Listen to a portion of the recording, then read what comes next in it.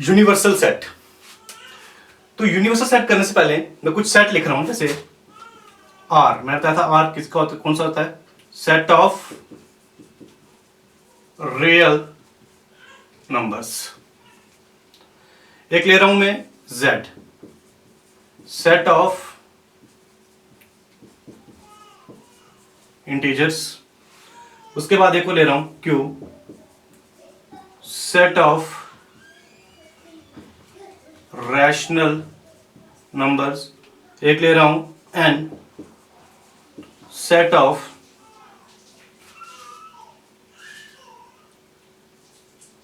Natural numbers, natural number. अब एक चीज देखिए, जो इंटीजर है वो रियल नंबर्स भी हैं, जो रैशनल नंबर्स हैं वो रियल नंबर्स भी हैं, और जो नेचुरल नंबर्स हैं वो भी कौन से नंबर्स होते हैं, रियल नंबर्स। अब यहां से क्या पता लगता है हमें कि भाई नेचुरल नंबर, रैशनल नंबर और इंटीजर सारे किसमें आते हैं, रियल नंबर में। तो मतलब अब n is the subset of r, q is the subset of r, z is the subset of r। अब ऐसे सेट, एक ऐसा सेट जो बाकी सारे सेट को क्या करे, कंटेन करे, ठीक है, उसमें सारे सबसेट आते हों, तो जो वो सेट है जो सारे सेट्स को कंटेन करेगा, उसी सेट को हम क्या कहेंगे, यूनिवर्सल सेट कहेंगे। इसको हम कैपिटल एक्स से भी डिनोट कर सकते हैं या फिर कैपिटल यू से भी इसको हम डिनोट कर सकते हैं। जैसे हम एक रियल लाइफ की एग्जांपल लेते हैं, जैसे आपका स्कूल है, उसको मैं यूनिवर्सल सेट मान लूं, तो उसमें जो उसके सबसेट होंगे वो कौन से होंगे, जैसे फर्स्ट क्लास का सेट ले लिया, सेकंड क्लास का, थर्ड का, फोर्थ का, 12th तक के सारे छोटे छोटे सबसेट बना दिए, और वो सारे किसमें इंक्लूड हो रहे हैं, पूरे स्कूल में इंक्लूड हो रहे हैं। तो पूरा स्कूल क्या होगा, एक यूनिवर्सल सेट होगा। क्लियर? तो अब हम देखेंगे यूनियन ऑफ सेट्स। तो ये बहुत इंपॉर्टेंट है, union of sets, union of sets.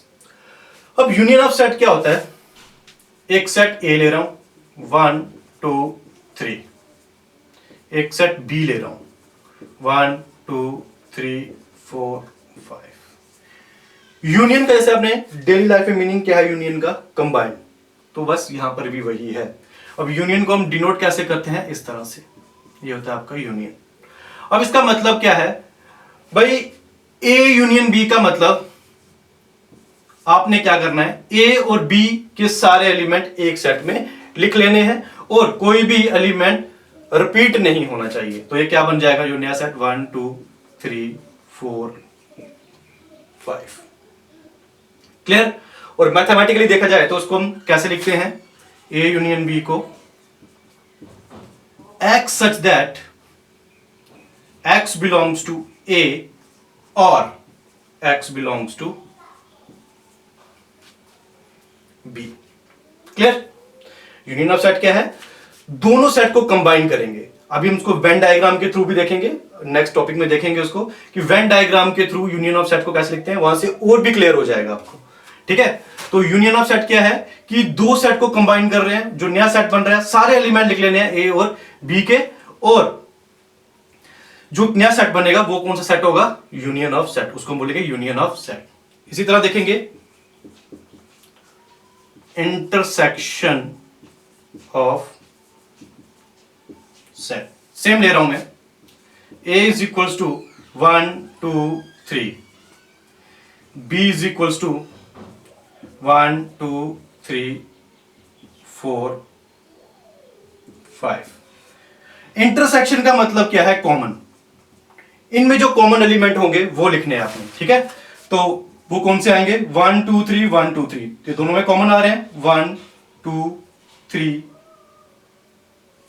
ये होगी इंटरसेक्शन। उसको लिखेंगे कैसे हम, ए इंटरसेक्शन बी को कैसे लिखेंगे, x such that x belongs to A and x belongs to B। Clear?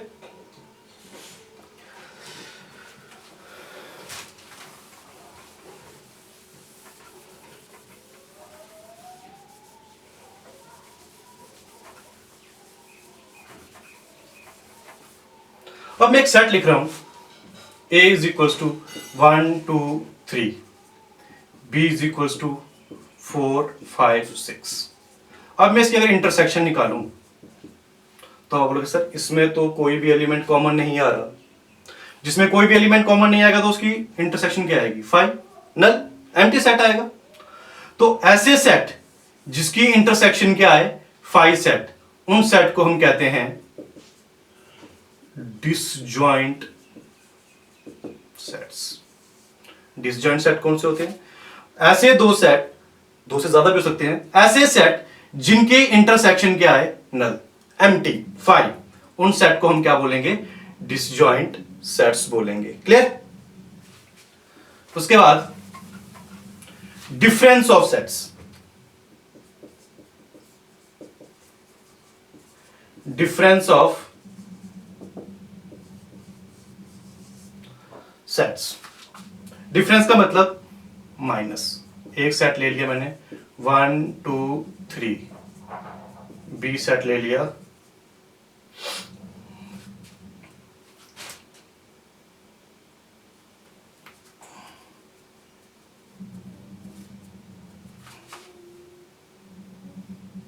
4 5 6 2 3 2 4 5 7। अब इसको हम डिफरेंस को डिनोट कैसे करेंगे? a minus B. इसका मतलब क्या है? All those element which are present in set a but not in b। Sorry, all those elements which are present in set a but not in b। Clear? तो देखो, आपने वो सारे element लिखने हैं जो सेट a में है लेकिन किस में नहीं होने चाहिए? वो b में नहीं होने चाहिए। तो वो कौन सा है? 1 a में है, 2 ए में है लेकिन ये बी में भी है तो इसको नहीं लिखेंगे, 3 तो ये होगा। इसी तरह अगर b माइनस ए लिखते हम, all those element which are present in set B but not in A, वो एलिमेंट लिखने हैं जो बी में प्रेजेंट है लेकिन किस में प्रेजेंट नहीं होने चाहिए? ए में। तो वो कौन सा होगा? 4 5 6 7। क्लियर? तो इसको हम कैसे लिखेंगे मैथमेटिकली? a माइनस बी को x such that x belongs to a and x does not belongs to b। मतलब वो एलिमेंट जो किसको बिलोंग कर रहे हैं? a को, लेकिन किस में नहीं होने चाहिए? b में नहीं होने चाहिए, but does not belongs to set b। Clear? उसके बाद बात आती है कॉम्प्लीमेंट ऑफ सेट।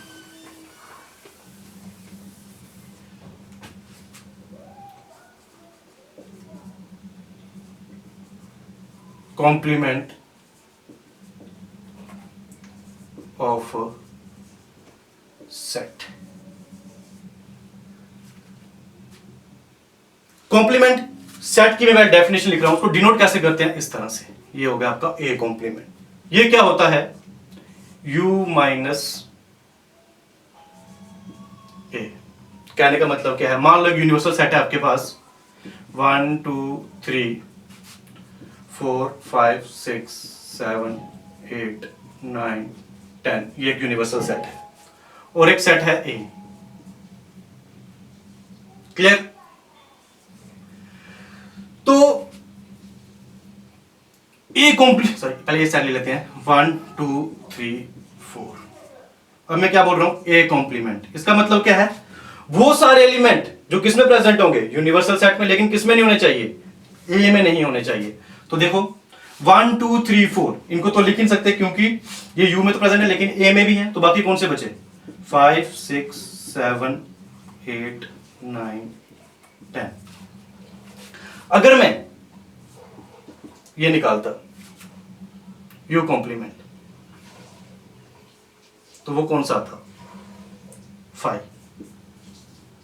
देख लीजिए, वो सारे एलिमेंट जो सेट यू में प्रेजेंट है लेकिन यू में नहीं होने चाहिए, ऐसा हो नहीं सकता, तो वो 5 होगा। ऐसा पॉसिबल ही नहीं है। क्लियर? तो वो एम्प्टी सेट ही आएगा आपका। कॉम्प्लीमेंट ऑफ सेट भी हो गया।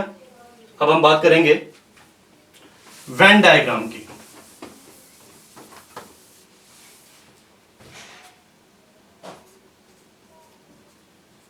वेन डायग्राम वेन डायग्राम में हम क्या करते हैं, यूनिवर्सल सेट को रेक्टेंगल्स में डिनोट करते हैं और जो उसके सब सेट होते हैं उसको सर्कल में कर सकते हैं, किसमें कर सकते हैं, ट्रायंगल्स में कर सकते हैं। तो मैं जो ये यूनिवर्सल सेट ले रहा हूं और जो उसके ये है ए और बी, ये क्या है, इसके सबसेट है। क्लियर। अब मैं बात करता हूं जैसे A union B. A union B का मतलब क्या था भाई, कि ये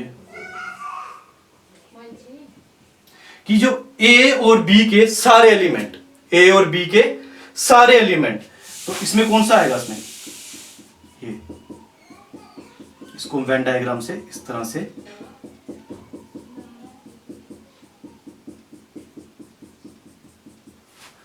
रिप्रेजेंट करेंगे। कैसे, फिर से देखो, क्योंकि हमने बात क्या की थी, all those element which are present in set A और प्रेजेंट इन सेट बी, मतलब इनका यूनियन, इनके यूनियन का मतलब क्या होगा, वो सारे एलिमेंट जो दोनों सेट में होंगे। और ये वाला पार्ट कौन सा होगा आपका, ये वाला पार्ट आपको बताएगा जो एलिमेंट ए में भी है और बी में भी है, कॉमन वाला एलिमेंट। अब अगर आप बोलो सर अगर इनमें कोई कॉमन ही ना हो, फिर तो फिर क्या करना है, सिंपल ऐसे रिप्रेजेंट कर लो।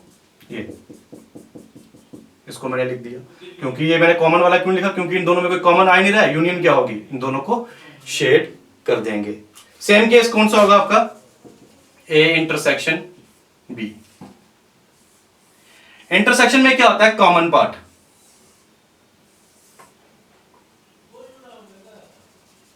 ये कॉमन पार्ट आ गया आपका इनका। तो इस तरह से हम वेन डायग्राम से ए इंटरसेक्शन बी का मतलब वो एलिमेंट जो ए में भी प्रेजेंट है और बी में भी, वो कॉमन वाला आएगा।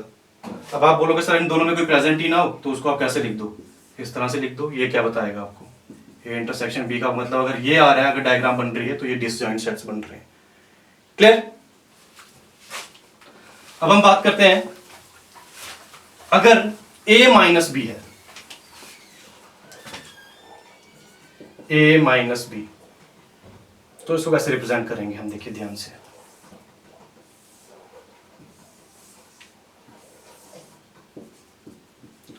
इसका मतलब क्या है, all those element which are present in set A but not in B, तो वो कौन सा आएगा, ये वाला पार्ट। अब आप बोलोगे सर इसका कॉमन वाला पार्ट क्यों नहीं लिखा, भाई कॉमन वाला पार्ट ये दोनों है, मतलब ये वाले एलिमेंट वो हैं जो ए में भी प्रेजेंट है और बी में भी, हमें तो वो लिखने ही नहीं है जो बी में प्रेजेंट है, तो इसीलिए ये वाला पार्ट आएगा सिर्फ। इसी तरह अगर बी माइनस ए होता तो वो कैसे लिखते हैं हम, बी माइनस ए वाला लिखते हैं इस तरह से, इसको ए लिख दो, इसको बी लिख दो, ये पार्ट।